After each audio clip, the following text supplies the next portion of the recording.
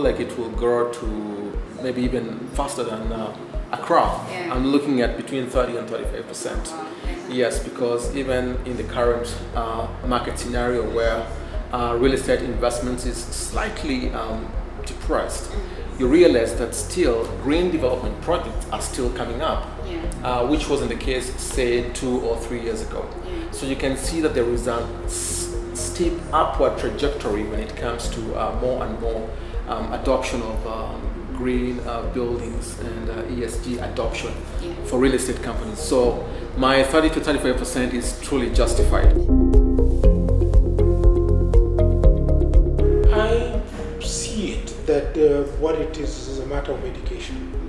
It's a matter of awareness of people starting to appreciate that's things like sustainability. The importance of addressing climate change is going to be at the forefront of developments in this country. For us to be able to have sustainable cities, we have to look at environmental issues very, very much. We now need to see how we're going to conserve water, how to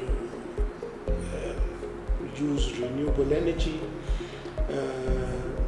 and to also to achieve net zero because of what the effects that it has on the environment.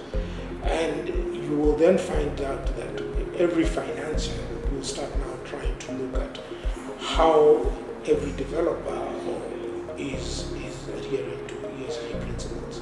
Yes. I can see how Africa could essentially leapfrog.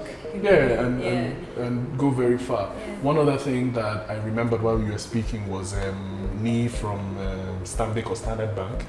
He mentioned about ESG, and he mentioned specifically that a lot of the time the focus is just on the environmental, but there's so many other social impact and social elements that people typically forget, and they just think, okay, it's just okay. Let's make sure the lights switch off automatically, or we're reusing water.